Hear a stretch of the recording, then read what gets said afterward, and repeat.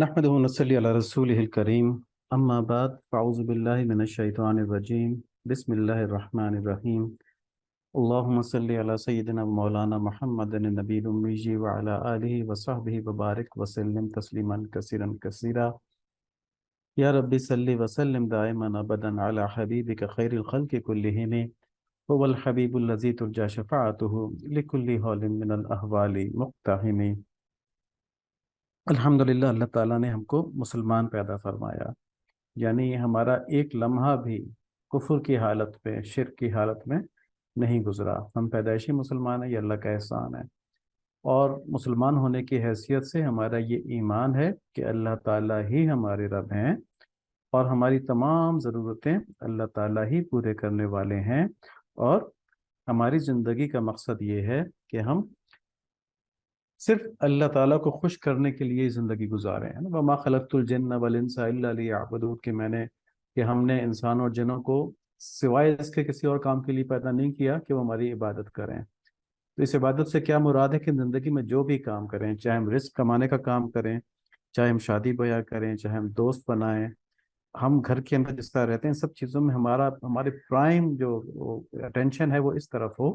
کہ ہم نے کہیں اللہ تعالیٰ کی نافرمانی تو نہیں کر لی، یا کسی کام سے اللہ تعالیٰ کی نافرمانی تو نہیں ہو جائے گی۔ اور جب کسی کام کو بہت اچھے طریقے سے کرنا چاہیں تو پھر ہم اس میں دیکھیں کہ اللہ تعالیٰ نے اس کام کو کس طریقے سے کرنے کے لیے کہا ہے، کیونکہ جو طریقہ اللہ تعالیٰ نے بتایا ہے وہی بہترین طریقہ ہے۔ تو یہ تو ہماری زندگی کا ایک مقصد پورا ہو جائے گا، ہماری ایک لائف کا پیٹرن بن جائے گا۔ اب سوال یہ پیدا ہوتا ہے کہ جو اللہ تعالیٰ کو پسند ہے وہ کیسے معلوم ہو؟ تو اس میں بھی اللہ تعالیٰ نے بتا دیا کہ تمہارے لیے آپ صلی اللہ علیہ وآلہ وسلم کی زندگی میں بہترین نمونہ ہے۔ تو پھر اس کا خلاصہ کیا نکلا کہ دین اسلام جو ہے وہ آپ صلی اللہ علیہ وآلہ وسلم کی پیروی ہے، ہر چیز میں پیروی، دل کی حالت کے اندر پیروی، عمل کے اندر پیروی، اٹھنے بیٹھنے میں پیروی، کپڑے پہننے میں پیروی، ہر چیز میں پیروی۔ تو یہ مکمل پیروی کب حاصل ہوتی ہے؟ جب آپ صلی اللہ علیہ وآلہ وسلم سے ہر چیز سے زیادہ محبت ہو جائے، تو یہ حاصل کرنی ہے محبت۔ اور دوسرا، آپ صلی اللہ علیہ وآلہ وسلم کی تعلیمات کو صحیح طریقے سے حاصل کرنا، درست علم حاصل کرنا، کیونکہ محبت تو ہو گئی، اب نبی صلی اللہ علیہ وآلہ وسلم نے کیا تعلیمات دی ہیں، کس طرح زندگی گزاری ہے، اس کا صحیح علم ہونا۔ اب اس علم کے ہونے کے بعد جو نفس اور شیطان ہے وہ اس پر عمل نہیں کرنے دیں گے، تو اس کے لیے نفس کو قابو کرنا، عمل کے اوپر آنا، اور یہ ہے تزکیہ کروانا۔ تو ہم اس سلسلے میں پہلی چیز نبی صلی اللہ علیہ وآلہ وسلم سے ہر چیز سے زیادہ محبت ہونے کی بات کر رہے تھے کہ یہ کس طرح حاصل ہو جائے۔ تو ہم نے دیکھا تھا کہ آپ صلی اللہ علیہ وآلہ وسلم کی محبت حاصل کرنے کے لیے سیرت مبارکہ کی تعلیم بار بار پڑھنا، اور کثرت سے درود شریف پڑھنا، اور احسان مندی کو اپنے اندر زندہ کرنا۔ یہ جو ہم مسلمان ہیں یہ آپ صلی اللہ علیہ وآلہ وسلم کی اس محنت کی بدولت ہیں جو انہوں نے بڑی مشقت سے زندگی گزاری، اسلام کو پھیلایا۔ نمبر ایک۔ نمبر دو، آپ صلی اللہ علیہ وآلہ وسلم ہمارے لیے راتوں کو اٹھ اٹھ کر دعا کرتے رہے، ہماری مغفرت کے لیے، ہماری ہدایت کے لیے۔ تو یہ احسان مندی ہونی چاہیے، اس لحاظ سے آپ صلی اللہ علیہ وآلہ وسلم سے محبت ہونی چاہیے۔ اور جب آپ صلی اللہ علیہ وآلہ وسلم سے محبت ہوگی تو اس کا لازمی نتیجہ یہ نکلے گا کہ جن لوگوں سے آپ صلی اللہ علیہ وآلہ وسلم کو محبت ہے ان سے ہمیں بھی محبت ہو، تو ان کے اندر تمام صحابہ کرام آ جاتے ہیں، اور آپ صلی اللہ علیہ وآلہ وسلم کی امت بھی آ جاتی ہے۔ تو تمام صحابہ کرام سے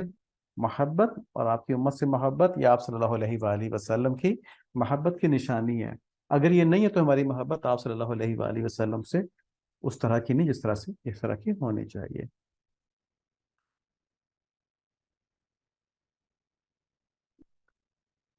آپ صلی اللہ علیہ وآلہ وسلم کو کون پسند تھے؟ ظاہر ہے سب سے پہلے تو صحابہ کرام سارے پسند تھے، اور پھر صحابہ کرام کی مختلف کیٹیگریز تھیں جو ہم نے بات کی تھی کہ خلفائے راشدین تھے، اہل بیت تھے، اہل بیت کے اندر امہات المومنین ہیں، اور حضرت علی رضی اللہ تعالیٰ عنہ، حضرت فاطمہ رضی اللہ تعالیٰ عنہ، حضرت امام حسن رضی اللہ تعالیٰ عنہ، حسین رضی اللہ تعالیٰ عنہ، یہ سب لوگ اہل بیت میں آتے ہیں۔ تو ہم ان سب کی بات کر چکے، آج کل ہم امہات المومنین کی بات کر رہے ہیں۔ تو امہات المومنین میں آج ہم حضرت صفیہ بنت حیہ رضی اللہ تعالیٰ عنہ کی بات کریں گے۔ تو حضرت صفیہ رضی اللہ تعالیٰ عنہ نبی صلی اللہ علیہ وآلہ وسلم کے اعلان نبوت سے تقریباً 2 سال بعد پیدا ہوئی۔ ان کا قبیلہ بنو نذیر تھا، یہ آپ کو معلوم ہوگا کہ مدینہ منورہ کے قریب دو بڑے قبیلے رہتے تھے یہود کے، ان میں ایک بنو نذیر تھا، اور یہ بہت ممتاز قبیلہ تھا یہود کا۔ تو آپ رضی اللہ تعالیٰ عنہ کے والد جو تھے اس قبیلے کے سردار تھے، اور حضرت ہارون علیہ السلام کی نسل سے تھے، اور اولاد نبی ہونے کی وجہ سے، قبیلے کے سردار ہونے کی وجہ سے ان کو معاشرے کے اندر بڑی عزت سے دیکھا جاتا تھا، یعنی یہودیوں میں ان کی بڑی عزت تھی۔ جب حضرت صفیہ رضی اللہ تعالیٰ عنہ کی عمر 14 سال کی ہوئی تو ان کی شادی سلام بن مشکم سے کر دی گئی، لیکن کچھ عرصے کے بعد انہوں نے آپ کو طلاق دے دی، کیونکہ وہ ازدواجی زندگی میں مزاج نہیں ملے ہوں گے۔ یہ بھی بنو نذیر کا سردار تھا اور اسلام دشمنی میں بہت سرگرم تھا۔ غزوہ بدر کے بعد جب قریش مکہ اپنے مقتولین کا انتقام لینے کے لیے 200 سواروں کے ساتھ مدینہ کی طرف بڑھے، تو سیدھے اسی سلام بن مشکم کے پاس آئے، اور اس نے ان کا خوب استقبال کیا، ان کو کھانے کھلائے، شراب پلائی، حملہ کرنے کے لیے مدینہ طیبہ کے مخفی راز بھی ان کو دیے قریش کو۔ جب آپ صلی اللہ علیہ وآلہ وسلم مدینہ منورہ تشریف لائے تھے تو ہم یہ دیکھنے کے لیے کہ یہودیوں کو کیا تکلیف ہوئی، یہودیوں نے آپ صلی اللہ علیہ وآلہ وسلم کی مخالفت کیوں کی اس وقت نا۔ ویسے تو ان کے ساتھ معاہدہ بھی ہو چکا تھا، تو اس کا بیک گراؤنڈ یہ ہے کہ جب تشریف لے کر آئے تو مدینہ منورہ کے اندر لوگ جوک تر جوک مسلمان ہونا شروع ہو گئے۔ تو یہ اس سے پہلے جو مذہبی اثر تھا وہ یہودیوں کا تھا، یہودی مشرکین کے اندر توحید والا دین پھیلاتے تھے، لیکن جب دین حق آ گیا، اسلام آ گیا، تو پھر لوگ اس طرف متوجہ ہو گئے، اور اس کے بجائے کہ مطلب یہود اس اسلام کو قبول کر لیتے، اور کیونکہ وہ اہل کتاب میں سے تھے، ان کو ظاہر ہے اس کو بڑی ترجیح ملتی، بڑی فوقیت ملتی، انہوں نے اس کے بجائے اپنے اس دنیاوی وقار کو کم ہوتا ہوا دیکھا تو وہ مسلمانوں کے دشمن ہو گئے۔ اور دوسری طرف جو مکہ کے قریش تھے وہ بھی بدر کا انتقام لینا چاہتے تھے، تو وہ بھی ان یہودیوں کو اسلام سے بدلہ لینے کے لیے اپنے ساتھ ملا رہے تھے۔ اس طرح مشرکین کا اور یہود مدینہ کا ایک اتحاد بن گیا اسلام کو مٹانے کے لیے، جس کے آگے پھر ہم نے اثر دیکھا کہ انہوں نے بڑی سازشیں کی۔ حضرت صفیہ رضی اللہ تعالیٰ کے قبیلے بنو نذیر نے ایک مرتبہ سازش کر کے آپ صلی اللہ علیہ وآلہ وسلم کو پتھر گرا کر قتل کرنا چاہا، لیکن آپ صلی اللہ علیہ وآلہ وسلم کو اللہ تعالیٰ نے وحی کے ذریعے اس سازش کی اطلاع فرما دی، اور آپ صلی اللہ علیہ وآلہ وسلم دوسرے راستے سے بحفاظت نکلنے میں کامیاب ہو گئے۔ دوسری مرتبہ پھر قریش مکہ کے کہنے پر بنو نذیر نے آپ صلی اللہ علیہ وآلہ وسلم کو قتل کرنا چاہا، اور چال یہ چلی کہ آپ صلی اللہ علیہ وآلہ وسلم کو پیغام بھیجا کہ آپ اپنے 3 آدمی لے کر ہمارے پاس تشریف لائیں، ہم بھی اپنے 3 علماء کو ساتھ لے کر آتے ہیں، آپ ہمیں اسلام سمجھائیں، اگر ہمارے علماء نے آپ کی دعوت مان لی تو ہم بھی ایمان لے آئیں گے۔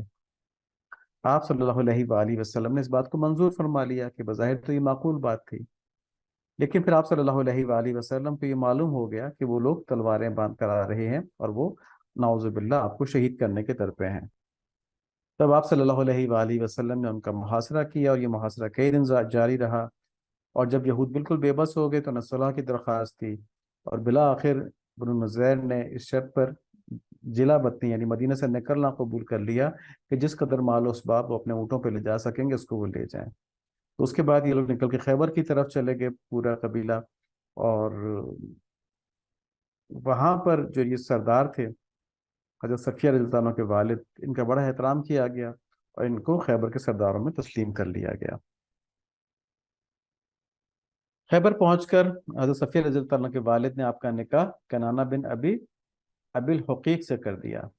کنانہ خیبر کے سردار ابو رافع کا بھتیجا تھا، اور خود بھی خیبر کے قلعہ المقموس کا حاکم تھا۔ یہ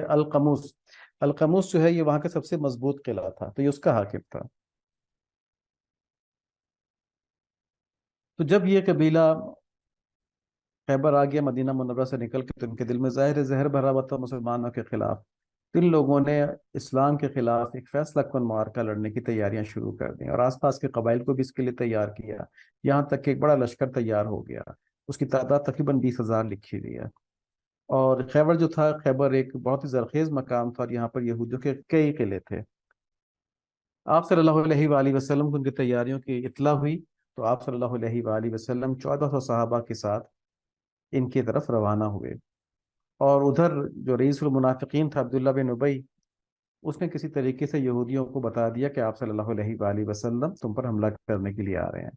بہرحال رات کے قریب لشکر جو تھا وہ خیبر کے قریب پہنچ گیا، عمارتیں نظر آنے لگیں۔ آپ صلی اللہ علیہ وآلہ وسلم نے کچھ دور ان کو رکنے کا حکم دیا اور یہاں رک کر اللہ تعالیٰ سے دعا فرمائی۔ تو اس سے یہ ظاہر ہوتا ہے کہ ہر اہم کام سے پہلے، بلکہ ہر کام سے ہی پہلے، اللہ تعالیٰ سے دعا ضرور کر لینی چاہیے۔ شیطان ہم کو اس موقع پہ غفلت میں ڈال دیتا ہے، تو اس کام میں جو برکت آ سکتی ہوتی ہے دعا کی وجہ سے ہم اس سے محروم ہو جاتے ہیں۔ تو ہر اچھے کام سے پہلے ہم دعا ضرور کر لیا کریں، ہر کام کو شروع کرنے سے پہلے ارادہ کرتے وقت دعا ضرور کر لیا کریں۔ دوسرے دن خیبر پہنچے تو یہود کیونکہ فطرتاً بزدل ہیں اور سازشی لوگ ہیں، تو ان کی تعداد کافی زیادہ تھی، میں نے بتایا 20,000 تھی، مسلمان 1400 تھے۔ تو پھر بھی وہ ڈر گئے اور انہوں نے کہا کہ ہم قلعہ بند ہو کے لڑیں گے۔ اب وہاں پہ خیبر کی آبادی دو حصوں میں بٹی ہوئی تھی، ایک حصے میں 5 قلعے تھے اور دوسرے حصے میں 3 قلعے تھے، اور یہودیوں نے ہر قلعے کے اوپر تیر انداز بنا بٹھال دی ہے دفاع کے لیے۔ مسلمانوں نے 5 قلعوں کو تو ایک ایک کر کے فتح کر لیا، جس میں 50 مجاہدین زخمی ہوئے اور صرف ایک شہید ہوئے۔ جو قلعہ قاموس تھا یہ سب سے بڑا اور سب سے اہم قلعہ تھا، جو ایک پہاڑی کے اوپر بنا ہوا تھا، اس کو فتح کرنا بڑا مشکل تھا۔ آپ صلی اللہ علیہ وآلہ وسلم نے بعض صحابہ کو بھیجا لیکن یہ فتح نہ ہوا۔ اس کے بعد ایک دن آپ صلی اللہ علیہ وآلہ وسلم نے ارشاد فرمایا کہ کل میں اس کا علم ایسے شخص کو، علم یعنی جھنڈا ایسے شخص کو دوں گا جو اللہ سے اور اس کے رسول سے محبت کرتا ہے صلی اللہ علیہ وآلہ وسلم، اور اللہ اور اس کے رسول بھی ان سے محبت کرتے ہیں صلی اللہ علیہ وآلہ وسلم، اور وہ شکست کھانے والا اور بھاگنے والا نہیں ہے، خدا اس کے ہاتھوں پر یہ فتح ہم کو عطا فرمائیں گے۔ تو یہ سن کر تمام صحابہ کرام کی خواہش ہوئی کاش یہ سعادت ہم کو ملے، نبی صلی اللہ علیہ وآلہ وسلم جو ہیں وہ جو جنگ کا عالم ہے یہ ہمیں دیں۔ لیکن اگلی صبح آپ صلی اللہ علیہ وآلہ وسلم نے حضرت علی رضی اللہ تعالیٰ عنہ کو طلب کیا، تو آپ صلی اللہ علیہ وآلہ وسلم کو بتایا گیا کہ ان کی آنکھ میں تکلیف ہے۔ اس کے باوجود حضرت علی رضی اللہ عنہ تشریف لے کر آئے اور آپ صلی اللہ علیہ وآلہ وسلم نے ان کے آنکھوں کے اوپر اپنا لعاب دہن یعنی تھوک لگایا، اور اس سے ان کی آنکھیں بالکل ٹھیک ہو گئیں۔ اب جنگ لڑنے جا رہے تھے نا تو آنکھوں میں تکلیف تھی، لیکن یہاں پہ نبی صلی اللہ علیہ وآلہ وسلم کی یہ برکت ہے کہ ان کے تھوک کے مبارک سے ان کی آنکھیں بالکل ٹھیک ہو گئیں۔ جب حضرت علی رضی اللہ تعالیٰ عنہ میدان میں اترے تو یہودیوں کے مشہور پہلوان مرہب کا بھائی حارث پہلے آیا، تو حضرت علی رضی اللہ تعالیٰ عنہ اس کو فوراً قتل کر دیا، اس کے ساتھی بھاگ گئے۔ اس کے بعد مرہب کو دایا، مرہب سردار تھا اور 1,000 پہلوانوں کے برابر تصور ہوتا تھا وہاں پہ، یعنی اتنا طاقتور تھا کہ اگر اس سے 1,000 لوگ لڑتے تو ان سب کو وہ باری باری مار دیتا۔ تو اس کے بارے میں یہ مشہور تھا، اس نے ذرہ اور خود بھی پہنا ہوا تھا۔ جب آپ رضی اللہ تعالیٰ سے اس کی لڑائی ہوئی تو پہلے سے بڑی اونچی اونچی باتیں کی، اور پھر آپ رضی اللہ عنہ نے فرمایا کہ میں وہ شیر ہوں جو تمہارے خواب میں آیا تھا۔ اس نے پہلے خواب دیکھا تھا کہ شیر آ رہا ہے جس کو پھاڑ دے گا نا، تو حضرت علی رضی اللہ تعالیٰ نے اس کو بتایا، اس پہ دہشت طاری ہو گئی، باہر لڑائی ہوئی۔ تو حضرت علی رضی اللہ تعالیٰ عنہ نے 1-2 حملوں کے بعد اس کے سر کے اوپر ایسا زوردار تلوار کا ہاتھ مارا کہ اس کا خود سمیت جو سر تھا وہ بھی 2 ٹکڑے ہو گیا۔ تو اس کی ہلاکت کے بعد یہودی خوفزدہ ہو گئے اور قلعے کے اندر چلے گئے۔ حضرت علی رضی اللہ عنہ نے قلعے کا دروازہ ہی اکھاڑ دیا، اور یہ خاص ایک واقعہ تھا،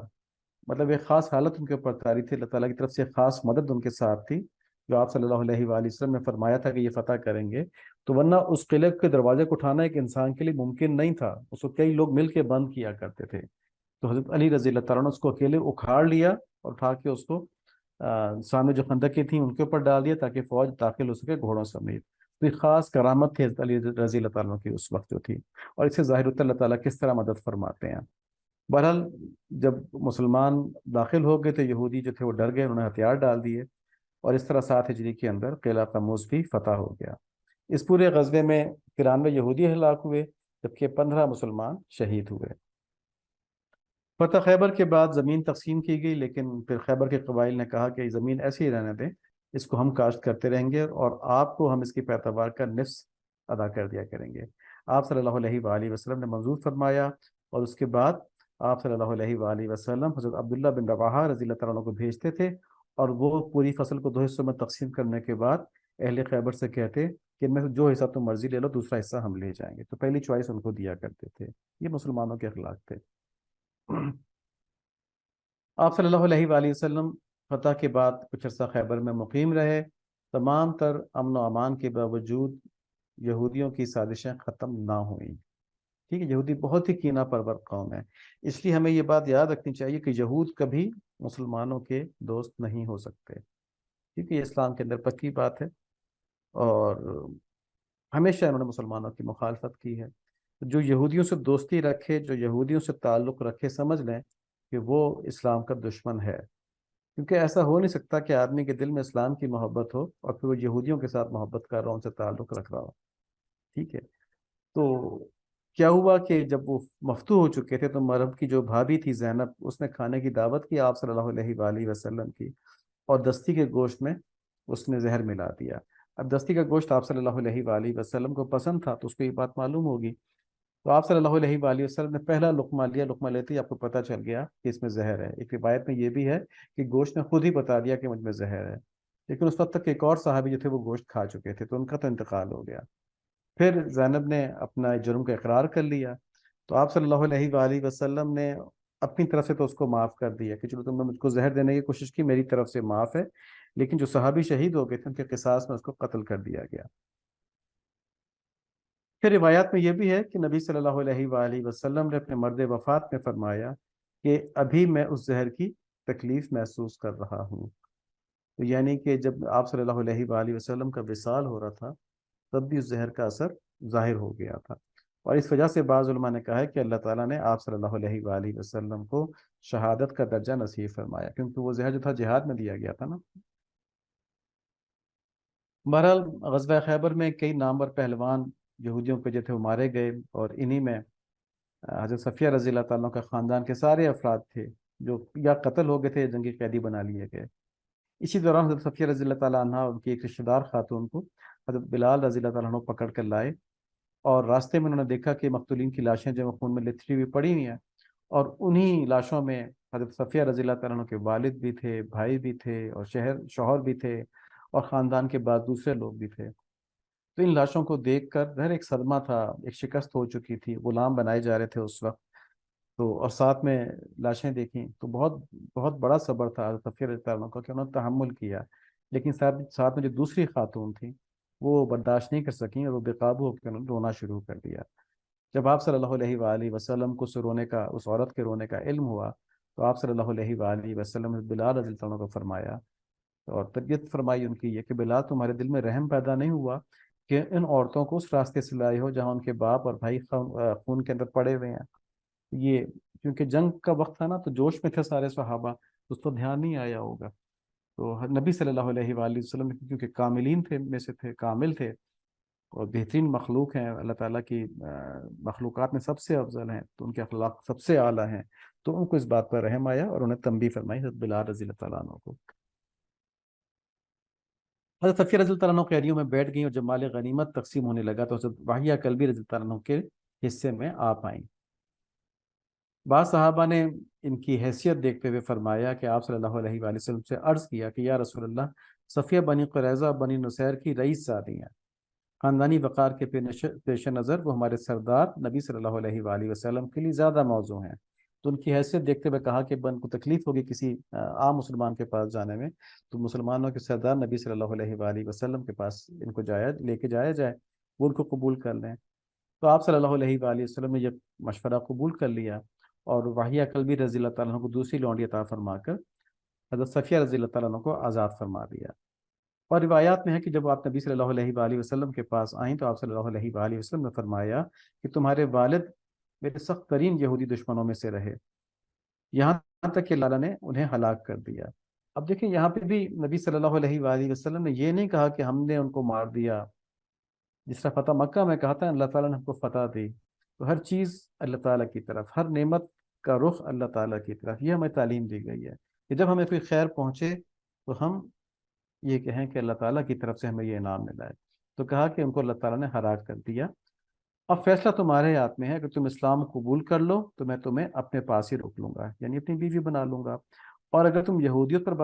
برقرار رہنا چاہو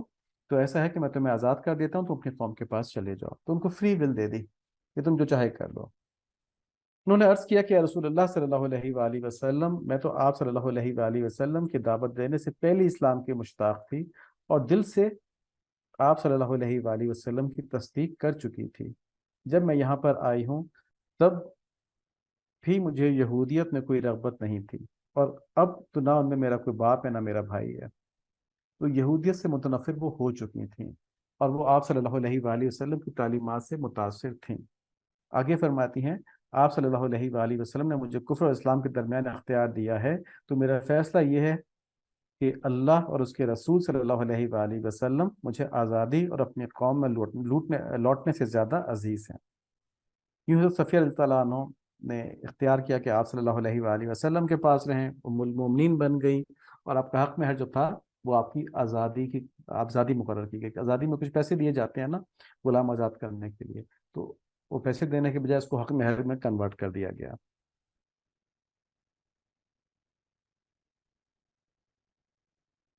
جب مدینہ منورہ پہنچے واپس، تو حضرت سیدہ فاطمہ الزہرا رضی اللہ تعالیٰ عنہ بھی تشریف لائیں اور حضرت صفیہ رضی اللہ تعالیٰ عنہ سے ملیں۔ جب حضرت صفیہ رضی اللہ تعالیٰ عنہ کو معلوم ہوا کہ حضرت فاطمہ رضی اللہ تعالیٰ عنہ جو ہیں نبی صلی اللہ علیہ وآلہ وسلم کی پیاری بیٹی ہیں، لخت جگر ہیں، تو انہوں نے اپنے کانوں کے جھمکے اور زیورات اتار کے ان کی خدمت میں پیش کیے، اور ان کے ساتھ جو دوسری خواتین آئی تھیں انہیں بھی کوئی نہ کوئی زیور تحفے میں دیا۔ ہماری ماں حضرت صفیہ رضی اللہ عنہ کے چہرے پر ایک زخم کا نشان تھا۔ آپ صلی اللہ علیہ وآلہ وسلم نے اس بارے میں پوچھا، تو انہوں نے فرمایا کہ یا رسول اللہ صلی اللہ علیہ وآلہ وسلم، میں نے ایک رات خواب میں دیکھا کہ آسمان سے چاند ٹوٹ کر میری گود میں آن گرا ہے۔ جب میں نے خواب اپنے خاوند کو بتایا تو اس نے یہ کہہ کر مجھے بہت زوردار تھپڑ لگایا، جس کی وجہ سے نشان پڑ گیا کہ تو عرب کی ملکہ بننا چاہتی ہے۔ آپ رضی اللہ تعالیٰ عنہ نے جو خواب دیکھا تھا، اس خواب کی تعبیر یوں پوری ہوئی کہ پوری کائنات کے بادشاہ نبی صلی اللہ علیہ وآلہ وسلم کی زوجہ بن گئی۔ بہت بڑی سعادت تھی جس کے اللہ تعالیٰ نے آپ کو پہلے ہی خوشخبری سنا دی تھی اس خواب کے ذریعے۔ ہم یہ اپنی ماؤں کے واقعات اس لیے پڑھ رہے ہیں تاکہ ہمارا تھوڑا تعلق ان سے بن جائے۔ ہم زندگی کے اندر بہت سی چیزوں میں مشغول رہتے ہیں، بہت سی چیزوں میں مصروف رہتے ہیں، جس وجہ سے ہم اپنے اصل سے کٹے ہوئے ہوتے ہیں۔ تو یہ باتیں ہم اور سے سن لیں، اچھی طرح سن لیں، بعد میں سننے کو نہیں ملیں گی، ٹھیک ہے؟ ایک دفعہ سن رہے ہیں تو ذرا ان کو سمجھ بھی لیں، تاکہ ہمارا جو جذباتی لگاؤ ہے نا وہ ہمارے اوریجن یعنی اصل سے جا کے ہو، کہ ہم کن لوگوں کے ساتھ، کن لوگوں کی امت میں سے ہیں، کن لوگوں کے ساتھ ہم کو روحانی طور پر رہنا چاہیے۔ ورنہ یہ دنیاوی مٹیریلزم، یہ دنیاوی تعلقات ہمیں ہمارے دین سے غافل کر دیتے ہیں۔ اس لیے ہم یہاں پر جس طرح باقی ماؤں کے ہم نے کچھ واقعات پڑھے ہیں، ام المومن حضرت صفیہ رضی اللہ تعالیٰ عنہ کے بھی ہم کچھ واقعات پڑھتے ہیں۔ ایک بار نبی صلی اللہ علیہ وآلہ وسلم تشریف لائے تو حضرت صفیہ رضی اللہ تعالیٰ عنہ رو رہی تھیں۔ آپ نے وجہ دریافت فرمائی تو انہوں نے کہا کہ کچھ امہات المومنین میں سے مجھے جو ہے کچھ جو ہے یہودی کی اولاد ہونے کا عار دلاتی ہیں۔ تو آپ صلی اللہ علیہ وآلہ وسلم نے ان کی دلجوئی کے لیے فرمایا کہ تم نے یوں کیوں نہ کہہ دیا کہ میرے باپ ہارون علیہ السلام اور میرے چچا موسیٰ علیہ السلام اور میرے شوہر محمد صلی اللہ علیہ وآلہ وسلم ہے، یعنی میرا تعلق تو 3 انبیاء کرام سے ہے۔ تو آپ کا یہ مقام تھا، باقی ہارون علیہ السلام کی اولاد سے تھیں، حضرت موسیٰ علیہ السلام بہت بڑے پیغمبر آپ کے چچا ہیں، اور سب سے بڑی بات کہ نبی صلی اللہ علیہ وآلہ وسلم آپ کے شوہر تھے۔ ایک مرتبہ آپ صلی اللہ علیہ وآلہ وسلم کسی بات پر حضرت صفیہ رضی اللہ عنہ سے ناخوش ہو گئے، اور ہو جاتا ہے کہ شوہر اور بیوی کے درمیان اونچی نیچی بات ہوتی رہتی ہے۔ تو آپ کو اس کی اتنی فکر ہوئی کہ آپ سیدھی حضرت عائشہ صدیقہ رضی اللہ عنہ کے پاس گئیں، کیونکہ معلوم تھا کہ سب سے زیادہ لاڈلی بیوی وہی ہیں، اور فرمایا کہ آپ جانتی ہیں کہ میں اپنی باری کسی کو بھی کسی صورت میں نہیں دیتی، لیکن اگر آپ میرا ایک کام کر دیں اور نبی صلی اللہ علیہ وآلہ وسلم کو مجھ سے راضی کر دیں تو میں اپنی باری آپ کو دے دیتی ہوں۔ حضرت سیدہ عائشہ رضی اللہ عنہ اس کام کے لیے راضی ہو گئیں، کیونکہ ظاہر ہے انعام ہی بہت بڑا مل رہا تھا نبی صلی اللہ علیہ وآلہ وسلم کے ساتھ ایک ایکسٹرا باری۔ تو انہوں نے زعفران کی رنگی ہوئی ایک چادر لے کر اس پر پانی چھڑکا تاکہ اس کی خوشبو سے مہک جائے، اور اس کے بعد آپ صلی اللہ علیہ وآلہ وسلم کی خدمت میں تشریف لائیں۔ تو آپ صلی اللہ علیہ وآلہ وسلم نے فرمایا کہ عائشہ، آج تمہاری باری کا دن تو نہیں ہے۔ تو حضرت سیدہ عائشہ رضی اللہ عنہ نے عرض کیا کہ یہ تو اللہ کا فضل ہے، جس کو چاہتے ہیں دیتے ہیں، یعنی نبی صلی اللہ علیہ وآلہ وسلم کی صحبت اللہ تعالیٰ کا فضل ہے، جو ان کی بیوی فرما رہی ہیں، ٹھیک ہے؟ حالانکہ بیویاں عموماً شوہر کو لائٹلی لیتی ہیں، گھر کے ساتھ ہوتی ہیں نا ہمیشہ، تو اونچ نیچ ہوتی رہتی ہے میاں بیوی کے اندر، لیکن ان کو پورا استحضار تھا، فرمایا کہ یہ اللہ کا فضل ہے، جس کو چاہتے ہیں دیتے ہیں۔ پھر ساری صورتحال نبی صلی اللہ علیہ وآلہ وسلم کو بتائی، تو اس بات پر آپ صلی اللہ علیہ وآلہ وسلم حضرت صفیہ رضی اللہ عنہ سے راضی ہو گئے۔ مرض وفات میں جب تمام ازواج مطہرات عیادت کے لیے حضرت عائشہ صدیقہ رضی اللہ عنہا کے حجرے میں تشریف لائی ہوئی تھی، یعنی جب نبی صلی اللہ علیہ وآلہ وسلم کا وصال ہو رہا تھا، وہ حضرت عائشہ صدیقہ رضی اللہ عنہا کے حجرے میں تھے، تمام امہات المومنین وہاں تشریف لائیں۔ جب حضرت صفیہ رضی اللہ تعالیٰ عنہ نے دیکھا آپ کی بے چینی کو، تو ان کا دل بھر آیا، اور انہوں نے آپ صلی اللہ علیہ وآلہ وسلم سے عرض کیا کہ یا رسول اللہ، کاش آپ کی بیماری مجھے لگ جاتی، یعنی آپ کو میں تکلیف میں نہیں دیکھتی، کاش یہ سب کچھ مجھے ہو جاتا۔ تو اس پر باقی جو ازواج مطہرات تھیں، انہوں نے ان کی طرف دیکھا، ظاہر ہے وہ پرانی تھیں اور یہ بچی تھیں، ان کی عمر کافی کم تھی، تو وہ دیکھا کہ کیسی بات کر رہی ہیں، لیکن نبی صلی اللہ علیہ وآلہ وسلم نے فرمایا کہ واللہ یہ سچی ہیں۔ تو آپ کی سچائی کی شہادت نبی صلی اللہ علیہ وآلہ وسلم نے خود دی۔ حضرت عمر فاروق رضی اللہ تعالیٰ عنہ کے زمانے میں ان کی ایک لونڈی نے جا کے شکایت کی کہ ام المومنین ابھی تک یہودیت کے کچھ اثرات رکھتی ہیں، کیونکہ وہ اب بھی ہفتے کے دن کو اچھا سمجھتی ہیں، جیسا کہ یہودی اس دن کی تعظیم کرتے ہیں، اور یہودیوں سے بھی ان کا دل لگا ہوا ہے۔ اب چونکہ یہ بات خود آپ کی لونڈی نے کہی تھی، خادمہ نے کہی تھی، حضرت عمر رضی اللہ تعالیٰ عنہ اس بات کی تحقیق کرنے کے لیے آپ کے پاس حاضر ہوئے اور آپ سے پوچھا، تو آپ نے فرمایا کہ جب سے اللہ تعالیٰ نے مجھے ہفتے کے دن کے بدلے جمعے کا دن عنایت فرمایا ہے، تو ہفتے کے دن کی محبت میرے دل سے نکل گئی ہے۔ باقی چونکہ یہودی میرے قریبی رشتہ دار ہیں، تو مجھے صلہ رحمی کے لحاظ سے ان کا خیال کرنا پڑتا ہے۔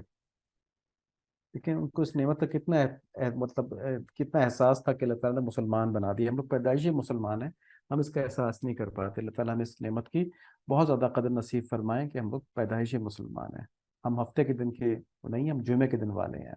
ٹھیک ہے؟ یہودی نہیں، اللہ تعالیٰ نے پیدا کیا، ہمیں مسلمان پیدا کیا۔ بہرحال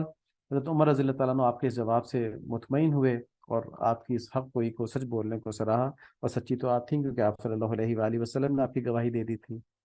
اس کے بعد حضرت سیدہ صفیہ رضی اللہ تعالیٰ عنہ نے اس لونڈی کو بلا کر پوچھا کہ تو نے جا کے امیر المومنین کے پاس میری شکایت کیوں لگائی بھیجا، تجھے کس چیز نے اس الزام تراشی پر آمادہ کیا؟ تو لونڈی نے قبول کر لیا، اس نے کہا کہ مجھے شیطان نے بہکایا تھا، کسی بات پہ ناراض ہو گئی ہوگی، کسی بات کے اوپر لونڈی، اس نے جا کے شکایت لگا دی۔ اب ضروری نہیں کہ اس نے واقعی اس کو ایسا دیکھا ہو، لیکن جب آدمی ناراض ہوتا ہے تو اس کو برائیاں زیادہ میگنیفائی ہو کے نظر آنا شروع ہو جاتی ہیں، تو جو چیز تھی بھی نہیں اس کو میگنیفائی ہو کے نظر آئی، تو اس نے جا کے سمجھا کہ شاید واقعی ایسا ہو کہ یہودیت سے ان کا تعلق ہو، تو اس نے شکایت لگا دی۔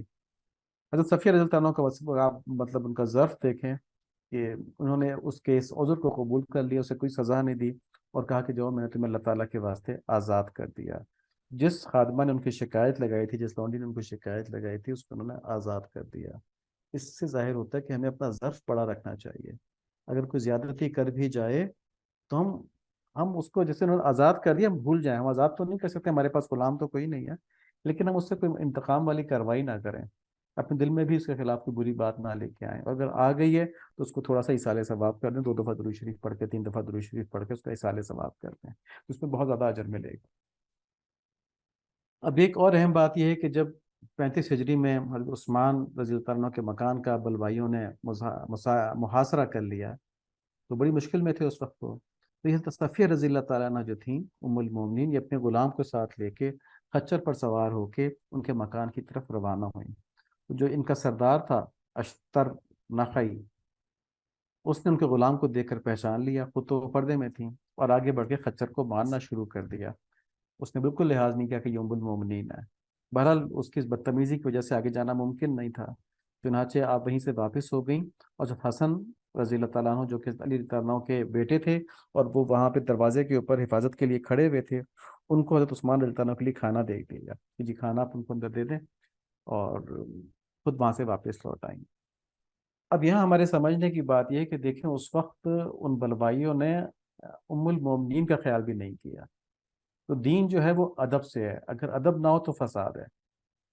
ٹھیک ہے؟ تو یہ ادب نہیں رہا تو مسلمانوں میں فتنہ بڑھتا چلا گیا۔ بنیادی وجہ کیا تھی کہ اسلام پھیلنے کے ساتھ ساتھ جب نئی قومیں آئیں تو ان نئی قوموں کو صحابہ کے مقام کا احساس ہی نہیں تھا، انہوں تو نبی صلی اللہ علیہ وآلہ وسلم کو نہیں دیکھا تھا نا، تو وہ تو اب عام سرداروں کی طرح سمجھتی تھیں، ان کے ساتھ جو مسلمان رہتے تھے ان کے دل سے بھی اس کی اہمیت نکلتی گئی، تو جو عوام تھے اس میں جو نو مسلموں کی آمیزش ہوئی تو ان کے دلوں میں صحابہ کا وہ احترام نہیں رہا، اور جب یہ احترام اٹھ گیا تو پھر فساد پھیلتا چلا گیا، اور اس کے بعد کبھی ختم نہیں ہوا۔ تو اگر ہم چاہتے ہیں کہ ہماری ذاتی زندگی میں اور ہماری اجتماعی زندگی کے اندر دین قائم رہے، تو ہمیں علماء کرام، اپنے دور کے علماء کرام اور اس سے پہلے کے جتنے محققین اور علماء کرام ہیں، ان سب کا ادب اور تکریم لازمی کرنی پڑے گی۔ اگر ہم نہیں کریں گے تو دین کے اندر فساد آ جائے گا۔ تو دین کا تعلق ادب سے بہت گہرا ہے۔ 50 ہجری میں رمضان المبارک میں صفیہ رضی اللہ عنہ کا 65 سال کی عمر میں انتقال ہوا اور آپ کو جنت البقیع میں دفن کیا گیا۔ آپ نے اپنا ذاتی مکان اپنی زندگی میں ہی اللہ تعالیٰ کی راہ میں صدقہ کر دیا تھا۔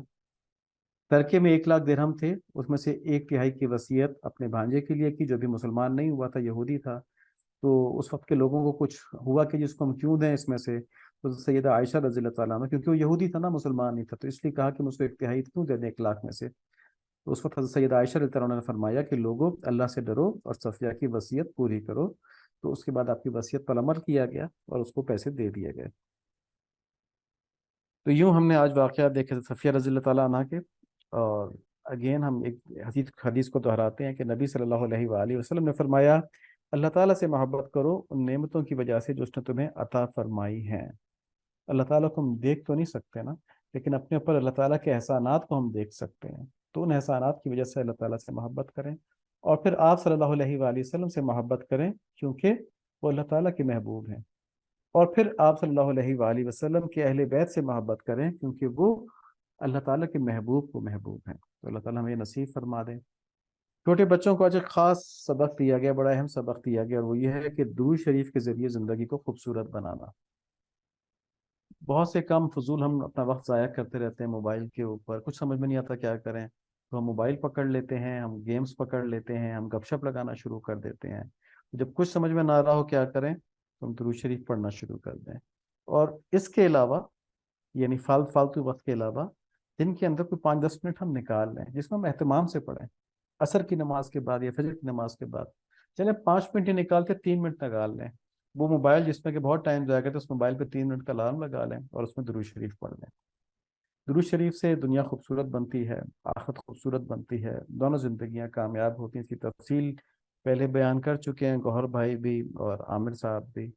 تو انشاءاللہ ہم بیان کرتے رہیں گے آگے بھی۔ لیکن سب سے بڑی بات یہ کہ درود شریف بہت خوبصورت عبادت ہے، بہت خوبصورت ذکر ہے، جس سے زندگی کے اندر آسانیاں آ جاتی۔ پھر سیرت مبارکہ کے اندر ابو لہب کی ہم نے سرکشی دیکھی، اور جس طرح اس نے آپ صلی اللہ علیہ وآلہ وسلم کی مخالفت کی۔ تو یہاں پہ ایک سبق ہم کو یہ ملتا ہے کہ دیکھیں، بہت سے ایسے واقعات ہیں کہ جہاں پہ لوگ آئے، انہوں نے آپ صلی اللہ علیہ وآلہ وسلم کو دیکھا اور ایمان لے کر آ گئے، انہوں نے بھی اپنے آبائی دین کو چھوڑا۔ ابھی ہم نے صفیہ رضی اللہ عنہ کو دیکھا کہ ان کے تو باپ کو، ان کے بھائی کو، ان کے شوہر کو مسلمانوں نے قتل کیا تھا جنگ کے اندر، ٹھیک ہے، لیکن دین اسلام کی طرف وہ ایسے پھر گئی تھیں کہ انہوں نے کسی بات کی پرواہ نہیں کی۔ انہوں نے یہ نہیں سوچا کہ مسلمانوں نے میرے خاندان کو قتل کر دیا ہے، ان کا نہیں، دین حق یہی ہے۔ تو نہ صرف یہ کہ ایمان لے کر آئیں، بلکہ مسلمانوں کے سردار نبی صلی اللہ علیہ وآلہ وسلم کی زوجہ بھی بخوشی بن گئی۔ تو جن کے دلوں میں اللہ تعالیٰ کی محبت، خوف اور خشیت ہوتی ہے، وہ حق کو فوراً پہچان لیتے ہیں، لیکن جن کے دل میں یہ نہ ہو تو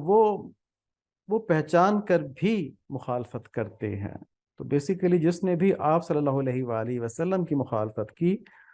اس نے اللہ تعالیٰ کی خوف نہ ہونے کی وجہ سے کی، ورنہ یہ ممکن نہ تھا کہ وہ یہ مخالفت کرتا۔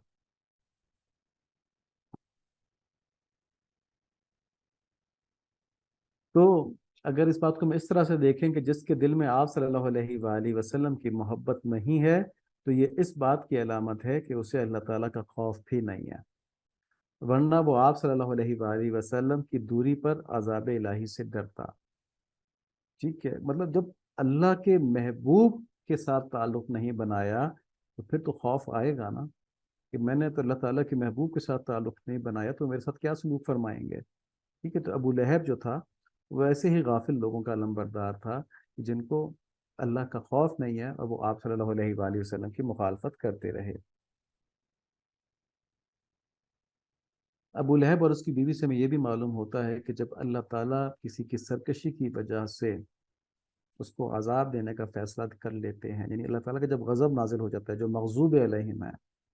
تو پھر تمام تر علم ہونے کے باوجود وہ بدبختی کے راستے پر چلتے ہی جاتے ہیں. جیسے یہودیوں کے بارے میں کہا گیا نا کہ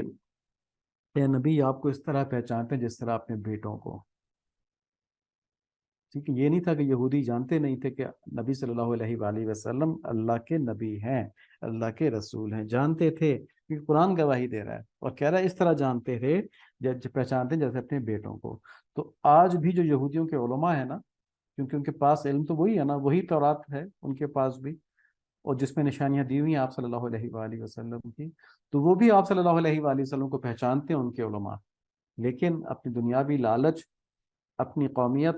یہودیت کے اوپر جو ان کا فخر ہے، اس کی وجہ سے آپ صلی اللہ علیہ وآلہ وسلم کی ان کی امت کی مخالفت کرتے ہیں. تو یہ ایسی بدبخت قوم ہے جس کے بارے میں سورہ فاتحہ کے اندر ہے کہ یہ مغضوب علیہم ہے، جس میں جن پہ اللہ تعالیٰ کا غضب ہوا. اور ضالین میں عیسائیوں کو کہا جاتا ہے کہ وہ تو گمراہ ہوئے ہیں نا.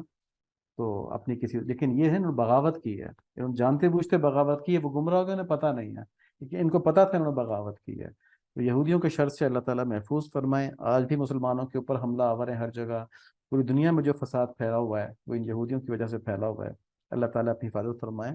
اور وہ جو تھا نا ہٹلر، اس کے بارے میں ہے کہ اس نے یہودیوں کو بڑا قتل کیا تھا اور کچھ یہودی بچ گئے تھے. تو اس نے آخر میں یہ کہا تھا کہ ان یہودیوں کو میں نے اس لیے چھوڑ دیا ہے تاکہ دنیا کو یہ معلوم ہو جائے کہ میں نے یہودیوں کو کیوں قتل کیا. کیونکہ یہ نکلیں گے، یہ فساد دنیا میں پھیلیں گے، پھر دنیا کو پتہ چلے گا کہ ہٹلر نے یہودیوں کو کیوں قتل کیا تھا. تو یہودیوں کو لائٹ نہیں لینا چاہیے. ٹھیک ہے جی، ان کو، ان کے ساتھ جو بھی جڑا ہوا ہوگا وہ اسلام کا، مسلمانوں کا دشمن ہوگا.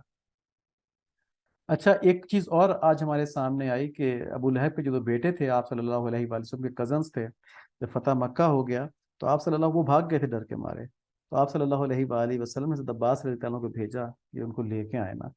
ان کو لے کے ان کو ایمان کی دعوت دی، انہوں نے ایمان قبول کر لیا اور اس پہ آپ صلی اللہ علیہ وآلہ وسلم بہت خوش ہوئے. تو اس سے یہ معلوم ہوتا ہے کہ آپ صلی اللہ علیہ وآلہ وسلم کے اوپر کوئی اس چیز کا اثر نہیں تھا کہ اس خاندان نے میری اتنی مخالفت کی ہے. تو یہ بھی تو ہو سکتا تھا آتے ہی ان کو تحت ایک کر دیتے، کسی کو بھی نہیں کیا. جن لوگوں نے بھی ظلم کیے تھے سب کو معاف کر دیا. کیوں کر دیا؟ اس کی ایک بڑی وجہ تو یہ تھی کہ آپ صلی اللہ علیہ وآلہ وسلم اپنی امت کے اوپر بہت شفیق تھے. جو قرآن شریف کی آیت ہے نا کہ تمہارے پاس ایک ایسے پیغمبر تشریف لائیں، یہ تم میں سے ہی ہیں جن کو تمہارے نقصان کی بات بہت گراں گزرتی ہے. ہم کہتے ہیں نا احسان مند ہوں ان کے. اس لیے احسان مندوں کی ہماری دوزخ، ہماری مغفرت کے بارے میں، ہمیں دوزخ سے بچانے کے بارے میں پوری امت کو، آنے والی امت کو بھی بہت فکر مند رہتے تھے، بہت فکر مند رہتے تھے. عرفات میں دعا ہی یہ مانگی تھی بڑا لمبا عرصہ، اور پھر مزدلفہ میں آ کے یہ دعا قبول ہوئی تھی مغفرت کی امت کی، بھئی میری امت کو معاف فرما دینا. اور ہمارے فائدے کے بڑے خواہش مند رہتے ہیں. دیکھیں یہاں پہ ایک بہت سمجھنے کی بات ہے کہ آپ صلی اللہ علیہ وآلہ وسلم کو کس نے پیدا کیا؟ اللہ تعالیٰ نے پیدا کیا. تو اس طرح کا کہ انہیں ہماری نقصان کی بات بہت بوجھل لگے اور ہمارے فائدے کے بہت خواہش مند رہیں، یہ بات ان کے اندر کس نے پیدا کی؟ اللہ تعالیٰ نے پیدا کی. تو اس سے کیا معلوم ہوا ہم کو کہ اللہ تعالیٰ یہ چاہتے ہیں کہ ہم نقصان میں نہ رہیں اور ہم فائدے کی طرف بڑھیں. تو اللہ تعالیٰ خواہش مند ہے کہ ہمیں فائدہ پہنچے اور ہم نقصان سے بچے رہیں. تو اس فائدے کو حاصل کرنے کے لیے، اس نقصان سے بچنے کے لیے کیا کرنا ہوگا؟ آپ صلی اللہ علیہ وآلہ وسلم سے تعلق بنانا ہوگا، تو شریف کثرت سے پڑھنا ہوگا اور عبادت جتنی کر سکیں کرنی ہوگی. اللہ تعالیٰ ہمیں ان چیزوں کے لیے قبول فرمائے، ہماری مدد فرمائے اور ہمارے ساتھ اپنی رحمت کو کر دیں کہ ہماری زندگی اللہ تعالیٰ کی رضا کے لیے گزرے، آسانی کے ساتھ، عافیت کے ساتھ. سبحانك اللهم وبحمدك اشهد ان لا اله الا انت استغفرك واتوب اليك. اللهم صل على سيدنا مولانا محمد النبي الامي وعلى اله وصحبه وبارك وسلم تسليما كثيرا كثيرا. ربنا تقبل منا إنك أنت السميع العليم وتب علينا إنك أنت التواب الرحيم. اللهم إنا نسألك من خير ما سألك منه عبدك ونبيك وحبيبك محمد صلى الله عليه وسلم، ونعوذ بك من شر ما استعاذ منه عبدك ونبيك وحبيبك محمد صلى الله عليه وسلم. أنت المستعان وعليك البلاغ ولا حول ولا قوة إلا بالله العلي العظيم. اللهم غشنا برحمتك وجنبنا عذابك. اللہ اپنی رحمت سے ہم کو ڈھانک لیں اور اپنے عذاب سے اپنی پناہ نصیب فرما دیں. اللہم آمین بحرمت النبی الکریم علیہ وعلی آلہ الصلاۃ والتسلیم. السلام علیکم ورحمۃ اللہ وبرکاتہ.